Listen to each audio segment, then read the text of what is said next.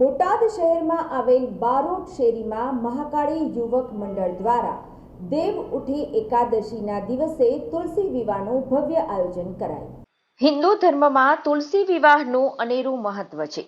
ભગવાન વિષ્ણુના સ્વરૂપ શાલિગ્રામ ભગવાનના તુલસી માં સાથે દેવ દિવાળીના દિવસે લગ્ન થયા છે, જેથી દેવ દિવાળીના દિવસે તુલસી વિવાહની ભવ્ય ઉજવણી કરવામાં આવે છે।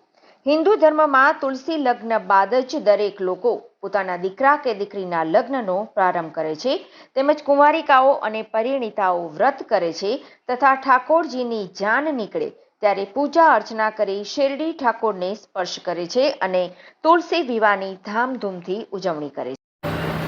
નમસ્કાર, બોટાદના આંગણે આજે ફરી તુલસી વિવાહનું આયોજન એ થઈ રહ્યું છે। આ વખતે છેલ્લા 50 વર્ષથી નવા રામજી મંદિરના દિવંગત મહંત શ્રી તીરથરામ બાપુ દ્વારા 52 વર્ષથી આ વખતે 52મું વર્ષ છે। છેલ્લા 51 વર્ષથી તુલસી વિવાહનું ભવ્યથી ભવ્ય આયોજન છે એ કરવામાં આવે છે।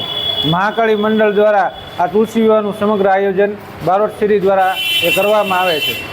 ભગવાનની આ અનોખી ગાથાનું આ પર્વ છે। ભગવાન વિષ્ણુના એ શાલિગ્રામ સ્વરૂપના માતા તુલસી સાથેના આ લગ્નનો અનેરો પર્વ છે। હિન્દુ પરંપરા પ્રમાણે ભગવાનના લગ્ન થયા બાદ જ લોકો પોતાના ઘરોમાં લગ્ન ઉત્સવનો પ્રારંભ કરતા હોય છે। ત્યારે આ નવા રામજી મંદિર દ્વારા ભગવાનની જાન છે એ મસ્તરામ મંદિર સુધી જશે અને મસ્તરામ મંદિરથી વાજતે ગાજતે ઘણા માણસો આમાં જોડાય છે, ઘણા ભક્તો આમાં ઉમટે છે। ઉમળકા ભેર વાજતે ગાજતે ભગવાનની જાન છે એ મસ્તરામ મંદિર થઈને ટાવર રોડે થઈને દરવાજે થઈ સીધી ભગવાન પરણવા માટે એ બારોટ શેરીમાં મહાકાળી મંડળમાં ત્યાં સુધી જાય છે। અને આ આખી પરંપરાનું આયોજન છેલ્લા 51 વર્ષથી સરસભેર ઉજવાયું છે અને આ વખતે 52મું વર્ષ છે। ત્યારે આ એટલો જ ઉમળકો, એટલા જ ભક્તોના નાદ સાથે, જય શ્રી કૃષ્ણના નાદ સાથે એ આ તુલસી વિવાહનો તહેવાર છે એ ઉજવવામાં આવશે। સર્વ ભક્તો આમાં ઉમળકાથી આનંદથી જોડાય છે। નવા રામજી મંદિરના બાપુ તીરથરામજી નથી, પણ એમના દીકરા કિશોરભાઈ, દિનેશભાઈ તથા સંતરામભાઈ દ્વારા આ આખું આયોજન હજુ પણ આ પરંપરા ચાલુ રહે અને ધર્મનો જય થાય એ માટે આ પરંપરા અવિરત ચાલુ છે।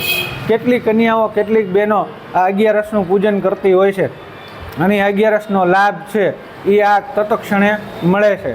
સાંજે ભગવાનની જાન છે એ ટાવર રોડે થઈને નીકળશે ત્યારે ઘણા માણસો એ પોતાની અગિયારસ માટે ભગવાનને શેરડીના સાઠા છે એ ધરીને પોતાની અગિયારસ પરિપૂર્ણ કરશે।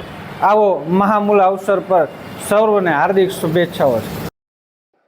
બોટાદ શહેરમાં આવેલ બારોટ શેરીમાં મહાકાળી યુવક મંડળ દ્વારા છેલ્લા 51 વર્ષથી ભવ્ય તુલસી વિવાહનું આયોજન કરવામાં આવે છે, ત્યારે ચાલુ વર્ષે પણ ભવ્ય આયોજન કરવામાં આવ્યું છે।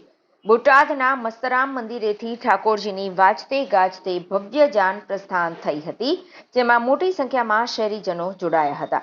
તો મોટી સંખ્યામાં કુંવારિકાઓ અને પરિણીત મહિલાઓ શેરડીનો સ્પર્શ કરવા ઉપસ્થિત થયા હતા, તેમજ માનતા લીધેલ કેટલાક ભક્તો પણ પોતાની માનતાઓ પૂરી કરીને ઠાકોરજીના દર્શન કરી ધન્યતા અનુભવી રહ્યા હતા। આમ બોટાદમાં ધામધૂમથી તુલસી વિવાહની ઉજવણી કરવામાં આવી।